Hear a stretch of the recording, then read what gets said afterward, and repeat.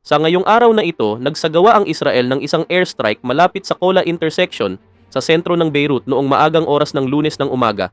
Ang unang pagkakataon na umatake ito sa labas ng mga timog na suburb ng Beirut mula noong 2006.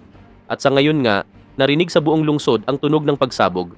Ang Kola intersection ay isang kilalang lugar sa Beirut na kung saan nagtitipon ang mga taxi at bus upang sumundo ng mga naghihintay na pasahero. Sa mga unang larawan mula sa lugar ng pagsabog, makikita ang dalawang palapag ng isang apartment building na tuluyang gumuho.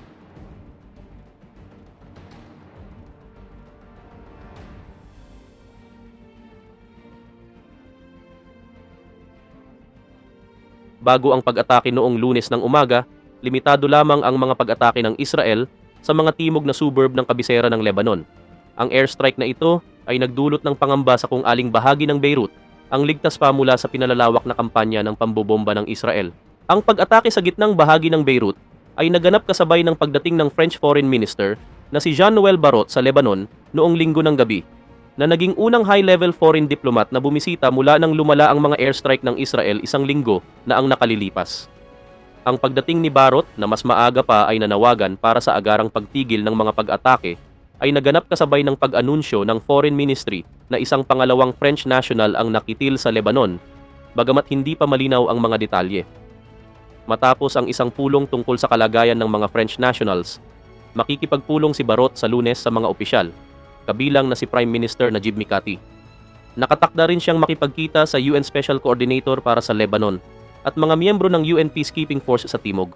Nagpakawala din ng Israel ng sunod-sunod na airstrikes laban sa mga target ng Houthi sa Yemen noong linggo, habang patuloy na inaatake ang Hezbollah sa Lebanon, na kung saan iniulat ng Lebanese Health Ministry na 105 na katao ang nakitil at 359 ang napinsalaan. Ang mga bagong pag-atake sa mga proxy ng Iran sa buong gitnang silangan ay nagpapataas ng panganib ng mas mabilis na pagdulas patungo sa isang mapaminsalang regional conflict sa maraming larangan. Ang pag-atake sa daungan ng Hodeida sa Yemen ay kinasangkutan ng napakaraming eroplano ng Israel at tila tinarget ang mga pasilidad ng gasolina, mga planta ng kuryente at mga pantalan sa Ras Isa at Hodeida ports. Isa ito sa pinakamalaking operasyon na nakita sa halos isang taon na krisis sa rehiyon. Ayon sa mga ulat ng media ng Houthi, 4 na katao ang nakitil at 33 ang napinsalaan sa mga pag-atake. Sinabi ng mga residente na nagdulot ito ng malawakang pagkawala ng kuryente sa Hodeida. Ayon sa mga opisyal ng militar ng Israel, ang mga pag-atake ay nakatuon sa mga Houthi, isang armadong grupong sinusuportahan ng Iran na kumukontrol sa karamihan ng Yemen. Ilang buwan na silang nagpapaputok sa mga target ng Israel bilang pakikiisa umano sa mga Palestino sa Gaza. Target din nila ang mga international shipping sa Red Sea. Noong Sabado, naglunsad sila ng ballistic missile attack sa pangunahing paliparan ng Israel nang dumating si Benjamin Netanyahu, punong ministro ng Israel. Ang mga pag-atake sa Yemen at ang bagong series ng mga pambobomba sa Lebanon ay naganap 48 hours matapos ang operasyon ng Israel na ikinakitil ni Hassan Nasrallah, ang veteranong leader ng Hezbollah, sa Beirut. Tumugon na din ang Pangulo ng Iran sa mga pag-atake ng Houthi. Ayon sa kanya, hindi dapat payagan ng Israel na atakihin ang mga bansa sa Iran-aligned na Axis of Resistance ng sunod-sunod, ayon kay Pangulong Masoud Pezeshkian ng Iran noong linggo. Ang mga pahayag ng Pangulo ay ginawa matapos sabihin ng Israel na binumba nito ang mga target ng Houthi sa Yemen. Sa kanyang mga pahayag na ipinalabas ng state media, sinabi ni Pezeshkian na dapat suportahan ang Lebanon. Hindi dapat iwanang mag-isa ang mga mandirigmang Lebanese sa laban na ito upang hindi atakihin ng Israel ang mga bansa sa Axis of Resistance ng sunod-sunod. Dagdag pa dito, nakitil rin ang Deputy Commander ng Iranian Revolutionary Guards na si Abbas Nilforoushan sa pag-atake na kumitil kay Hassan Nasrallah, leader ng Hezbollah, sa Beirut. Hindi namin matatanggap ang mga ganitong aksyon at hindi ito palalampasin ng walang tugon. Isang mapagpasyang reaksyon ang kinakailangan, ayon kay Pezeshkian. Kinumpirma na din ng Hezbollah na si Nabil Kaouk, ang deputy head ng Central Council ng grupong militante, ay nakitil noong Sabado, na kung saan ginagawa siyang ikapitong mataas na leader ng Hezbollah na nakitil sa mga airstrike ng Israel sa loob lamang ng mahigit isang linggo. Kinumpirma rin ng grupo na si Ali Karaki, isa pang mataas na commander, ay nakitil sa airstrike noong Biyernes na ikinakitil din ng leader ng Hezbollah na si Hassan Nasrallah. Itinanggi ng Hezbollah ang mga ulat na nakitil si Abu Ali Rida, ang commander ng Badr unit ng grupo sa Timog Lebanon. Si Rida ang natitirang mataas na commander militar ng Hezbollah na buhay pa. Sa loob ng mahigit isang linggo, nakitil ng mga pag-atake ng Israel sa Lebanon ang 7 mataas na commander at opisyal ng Hezbollah. Ayon kay Herzi Halevi, Military Chief of Staff ng Israel noong linggo, na wala na ang kanilang liderato at kailangan nating patuloy na hampasin ang Hezbollah ng matindi. Ang pinakamakapangyarihang puwersang militar at pampulitika ng Lebanon ay nahaharap ngayon sa matinding pagsubok matapos mawala ang mga mahalagang kasapi na naging bahagi ng Hezbollah mula pa sa pagkakatatag nito noong 1980s. Ang pinakatampok sa mga nakitil ay si Hassan Nasrallah. Simula noong 1992, pinamunuan ni Nasrallah ang grupo sa ilang digmaan laban sa Israel at tinulungan ang partido na maging isang makapangyarihang puwersa sa Lebanon.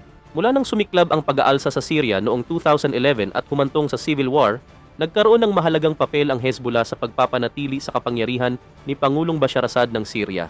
Sa ilalim ni Nasrallah, tumulong din ang Hezbollah sa pagpapalakas ng kakayahan ng mga armadong grupong sinusuportahan ng Iran sa Iraq at Yemen. Si Nabil Kaouk, na nakitil sa isang airstrike noong Sabado, ay deputy head ng Central Council ng Hezbollah at itinuring na posibleng kahalili ni Nasrallah. Si Ibrahim Aqil ay isang pangunahing commander at namuno sa elite na Radwan forces ng Hezbollah na sinusubukan ng Israel na itulak palayo sa hangganan nito sa Lebanon. Si Aqil ay miyembro rin ng pinakamataas na katawan ng militar ng Hezbollah, ang Jihad Council, at matagal nang nasa listahan ng mga pinaghahanap ng Estados Unidos.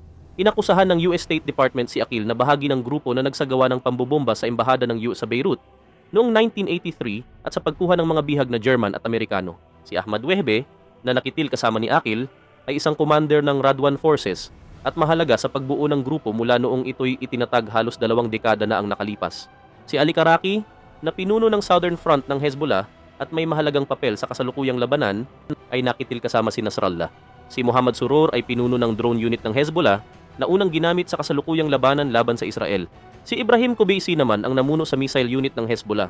Ayon sa militar ng Israel, si Kubeisi ang nagplano ng pagdukot at pagkitil sa 3 sundalong Israeli noong 2000 sa Hilagang Hangganan, na kung saan ang mga katawan ay ibinalik sa Israel kapalit ng mga bihag sa swap makalipas ang 4 na taon.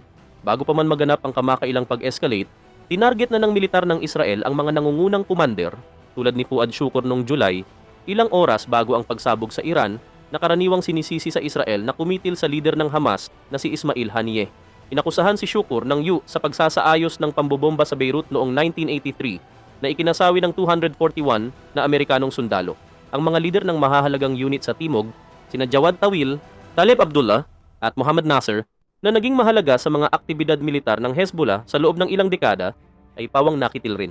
Mahigit 100 katao na din ang nakitil sa buong Lebanon dahil sa mga airstrike ng Israel noong linggo, ayon sa ulat ng Health Ministry ng bansa. Sinabi nito na mahigit 1,000 Lebanese ang nakitil at 6,000 na ang napinsalaan sa nakalipas na 2 linggo, bagamat hindi tinukoy kung ilan sa mga ito ay sibilyan.